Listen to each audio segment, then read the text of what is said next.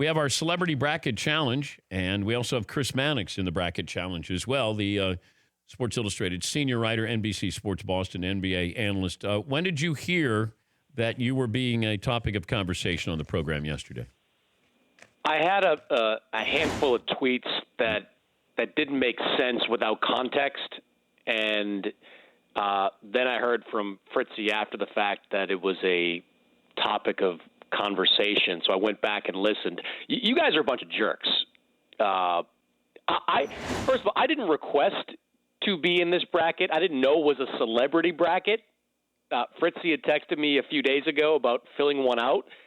I did that, and, Perloff, who I know is a jerk, I know he was first on board. Paulie didn't defend me despite our long-standing friendship, and I thought that was just overall uncalled for in the show yesterday. Now, Fritzy considers you a celebrity. I mean, he considers a lot of people celebrities, doesn't he? No. Not only a celebrity, but his family he's filled in so many times as a guest host. He's been with us practically since day one. How can we not include him to fill out a bracket? Okay, Mannix. I mean, it would have been worth it. Like if texted Fritzy or Perloff or say like, can I get in on this? I'm really feeling my bracket. I want to get in on this. That's one thing. But I was asked to fill out a bracket, and all of a sudden I hear Perloff rattling off names of real celebrities and lumping me into the mix, like which of these names does not belong, and I'm like, all right, okay, I see how it is. No, you know who started it? It was McLovin. Yeah, well, I have no doubt there. And I was just going with the flow of it because it was good content. Oh, yeah, sure you were. Okay, yeah. Because I said no, and then I immediately said, let's have Mannix on, and I want to talk basketball. What, McLovin? Remember, and I said, hey, why don't we take Mannix out and put in Bleacher Report's Howard Beck? And you're like, no, let's not do that. I thought that was mean-spirited. NBA writer. Because then McLovin goes, well, Howard Beck's more famous than Mannix. And I said, where's this coming from? Well, what stuck worse, though, I mean, Paulie said, put Woj in. And I felt that was, a knife to the heart. Wait, so can we get Woj? We tried. We did try to get Woj. Efforting. We couldn't get him. We tried for Dan Bickley as well. We couldn't get him either. Oh, man. All right. Doc Rivers said, I'm staying with the Clippers as long as they'll have me. There was some chatter. I don't even know if they were rumors, but Doc Rivers may be going to the Lakers. Was there anything to that story?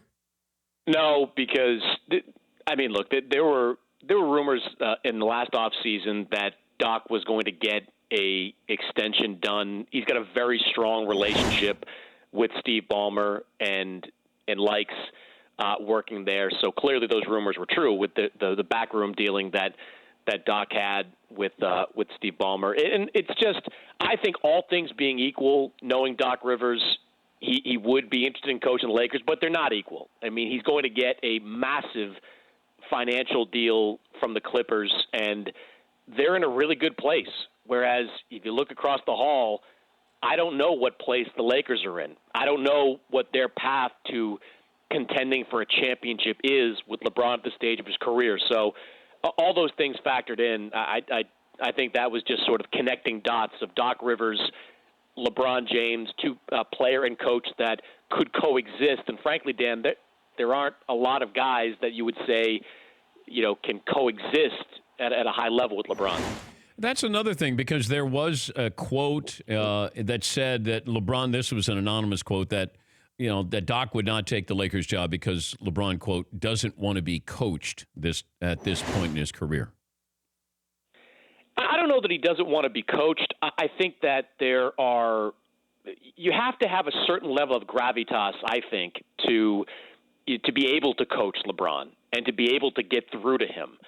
Eric Spoelstra had that gravitas in part because he had the full backing of Pat Riley. Yeah. But since then, Ty Lue, he was the preferred choice of LeBron, but I don't know how much coaching, individual coaching he did of LeBron out there. There really haven't been too many in LeBron's history that have, kind of coached him. So there's only a handful of guys, Dan, that really have the ability to do that. Yeah, I was just trying to figure that if you got Doc Rivers, because I don't know if LeBron is attracting free agents, but Doc Rivers might help you. And I thought it would be a brilliant business move by the Lakers if they got Doc, because you sting the crosstown or cross Staples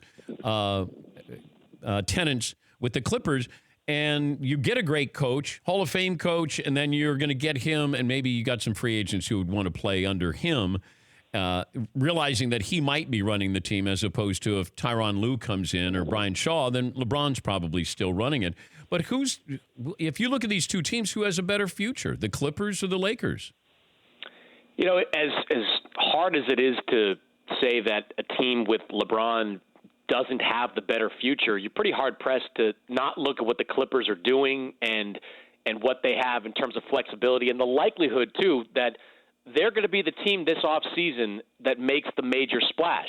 I don't know if the Clippers get Kawhi Leonard, but they're certainly a co-favorite to do that. I do believe there will be strong interest from Kevin Durant to play for the Clippers this summer, though most people believe that the Knicks are, if it's not Golden State, the Knicks are the front runner. Whereas if you look at the Lakers, and I think we've talked about this a bit before, the top tier free agents, they aren't listing, at least not privately from what I'm told, they're not listing the Lakers as their preferred choice. Now, LA could turn around and, pay Boogie Cousins whatever he wants to be paid, and you certainly could get him to come down there, but does that push you closer to a championship? And, Cousins coming off the injury, is he going to be that same franchise player he looked like at the end of his time in New Orleans? It's tough, and, the clock is ticking on LeBron, and, I don't know if this injury he suffered this year is a precursor to others. It's been that way in the past, for some players, Kobe Bryant included. So I think you'd have to say, looking at it objectively, that the Clippers are the team in L.A. with the brighter future. Chris, it's great to talk to you, and I hope you enjoy your celebrity bracket challenge. Do I get anything if I win? What do you want, Chris? I don't know. I should be able to, dictate for a day what the Danettes have to wear on the show. If you win, okay, now, what do the Danettes get if you don't win? I'd leave that up to them. Okay, Paulie? Mohawk. No, we're not. The hair is staying alone where it is right Dan, now. by the way, the last time we cut Mannix's hair, it was short for the first, not poofy for the first time in his life. He's sticking with the short hair. We did the guy a favor. That's fair. I would agree with that. That's fair. Yeah, your girlfriend, Mohawk I think, thanked us because we gave you a better look. Mohawk is a bad look, though. Bad look. Well, you had Mo from the Three Stooges there for a while, that haircut. So. Okay. We don't need whatever within reason. If they have something they'd like to. What is within reason for you guys that you can, if Mannix doesn't win, because he said, I'm winning your stupid bracket challenge. Yes. Paulie? So something he has to wear? I don't know. We can come up with it. A small Boston Celtics vintage jersey and shorts, size small.